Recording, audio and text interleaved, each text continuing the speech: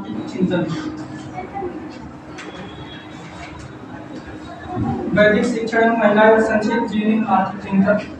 वैदिक काल भारतीय इतिहास का वह काल माना जाता है जिस काल में वेद कथा से संबंधित ग्रंथों की रचना हुई थी। वैदिक काल को दो भागों में विभाजित किया गया है। वैदिक काल जिस काल में ऋग्वेद की रचना हुई इस काल को वैदिक काल कहा जाता है। इस काल को 1500 से 1000 ईस्वी को बताया गया है। उत्तर वैदिक काल में केवल ऋग्वेद की रचना की गई, जबकि उत्तर वैदिक काल में सामवेद, ऋग्वेद से अतिरिक्त यजुर्वेद, ब्राह्मण ग्रंथ, उपनिषद एवं आर्य की रचना भी हुई थी। वैदिक ग्रंथ 1500 से 600 ईसा पूर्व के बीच रचना हुई थी। वैदिक ग्रंथों को प्राथमिक स्रोत प्रकाशित है। वैदिक ग्रंथों की रचना इंडो आर्यन लोगों ने की, जो हिंदू और उर्दू भाषा बोलते थे। वैदिक युग को भारत के इतिहास का अंतिम काल से ही और प्रारंभिक दौर माना जाता है। वैदिक युग की जानकारी हमें मुख्यतः वैदिक साहित्य से मिलती है। वैदिक साहित्य में वेद लगभग 1300 ईसा पूर्व से 900 ईसा पूर्व शामिल है, जो भारत के भूभाग के उत्तरी भाग में लिखे गए थे। सबसे पहले ऋग्वेद की रचना की। वैदिक ग्रंथों की एक बहुत बड़ी विशेषता यह है कि एक दूसरे से जुड़े हुए और इनका क्रमानुसार विकास हुआ। वैदिक संस्कृति का निर्माता आर्यों को माना जाता है। आर्य शब्द का शाब्दिक अर्थ श्रेष्ठ, कुलीन आदि होता है। वैदिक संस्कृति को विद्वानों ने इतिहास में आदि ऐतिहासिक काल के अंतर्गत रखा है। वैदिक शिक्षा प्रणाली वेद शब्द का अर्थ ज्ञान होता है। वैदिक कालीन शिक्षा से तात्पर्य उस ज्ञान से जो वेदों में सुरक्षित है, जो किस काल में प्रयोग किया जाता है। भारत के आधारभूत संस्कृति का ज्ञान इन्हीं प्राचीन ग्रंथों में सुरक्षित है।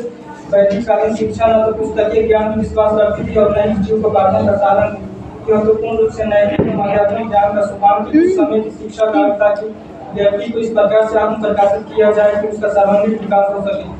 श्रवण, मनन तथा निधिध्यासन आदि शिक्षा प्राप्त करने के साधन थे। वे जो लिखित रूप से संग्रहित नहीं किए गए, केवल कंठस्थ नहीं कराए जाते थे। श्रुति का इस प्रकार वैदिक साहित्य की शिक्षा शब्द का प्रयोग विद्या, ज्ञान तथा विनय आदि अर्थों में किया जाता है। प्राचीन भारतीय मनुष्यों द्वारा शिक्षा शब्द का प्रयोग व्यापक तथा सीमित दोनों अर्थों में किया गया। Doctor AS. अब्देकर के अनुसार व्यापक अर्थ में शिक्षा का तात्पर्य व्यक्ति को सभ्य अवसर बनाना है। इस दृष्टि से शिक्षा आजीवन चलने वाली प्रक्रिया है।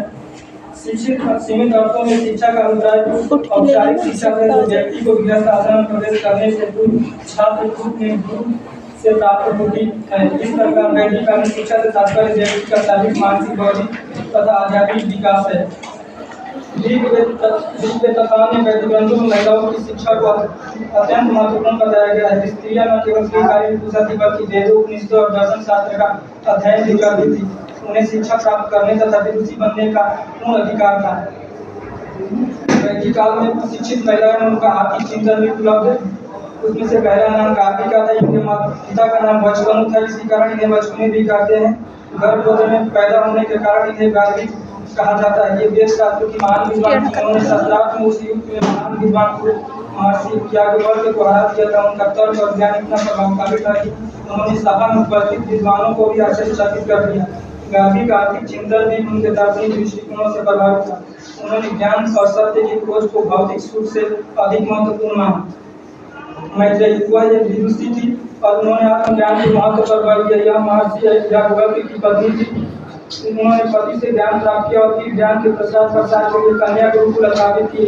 उन्होंने याज्ञवल्क्य से आत्मज्ञान और अमरता के बारे में प्रश्न पूछा, जो बृहद गणाय उपनिषद में वर्णित है। मैत्रेयी का आर्थिक चिंतन अप्रत्यक्ष रूप से उनके दार्शनिक विचारों से जुड़ा हुआ था। उन्होंने सांसारिक सुखों की क्षणभंगुरता और आत्मज्ञान के महत्व पर बल दिया।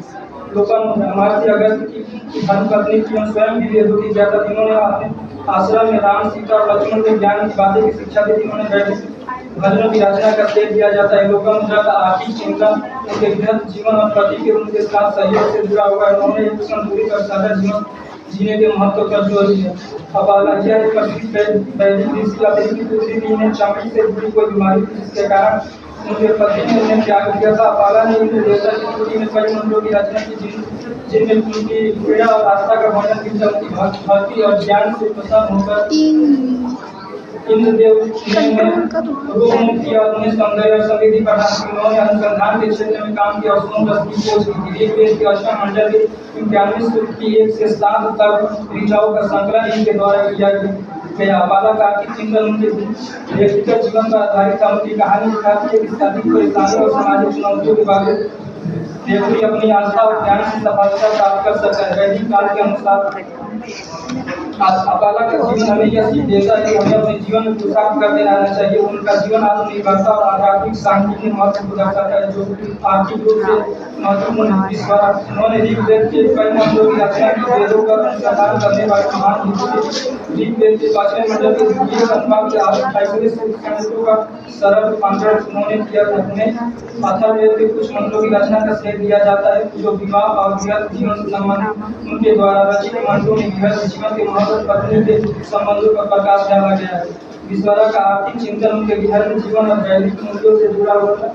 उनके मंत्रों में सुखमय गृहस्थ जीवन और परिवार के कल्याण पर जोर दिया गया था। गृहस्थ जीवन को सुख और समृद्ध बनाने के लिए संतुलित आर्थिक व्यवस्था और आपसी सहयोग का महत्व उनके चिंतन में दिखाई देता है। उनके विचारों में सात्विक संतोष और धर्म के मार्ग पर चलकर आर्थिक स्थिरता प्राप्त करने की प्रेरणा मिलती है। प्राचीन भारतीय महिलाओं के दार्शनिक और आध्यात्मिक विचारों ने उनके आर्थिक विचारों पर प्रभाव डाला। उन्होंने ज्ञान, सादगी, त्याग का महत्व बताया। उन्हें संसारिक सुखों की क्षणभंगुरता का महत्व और आत्मज्ञान का महत्व बताया गया। उनका विचार था कि संपत्ति और सुख केवल साधन साध्य नहीं। उनका कहना था कि एक समान और न्यायपूर्ण समाज बनाने के लिए धन की समानता और दान का महत्व है। वैदिक शिक्षा में महिलाओं की भागीदारी और स्वतंत्रता। वैदिक काल में ऐसा माना जाता है कि लड़की को शिक्षा प्राप्त करने का भी अधिकार प्राप्त था। कन्या को विदुषी बनाना माता पिता का कर्तव्य था। कुमारी कन्याओं को शिक्षा प्राप्त करने तथा ज्ञान की विविध शाखाओं के अध्ययन के लिए समान अवसर प्रदान किए जाते थे। उन्हें घरेलू कार्यों में ललित कलाओं आदि में भी निपुण किया जाता था। वैदिक काल में धार्मिक सभाओं हुआ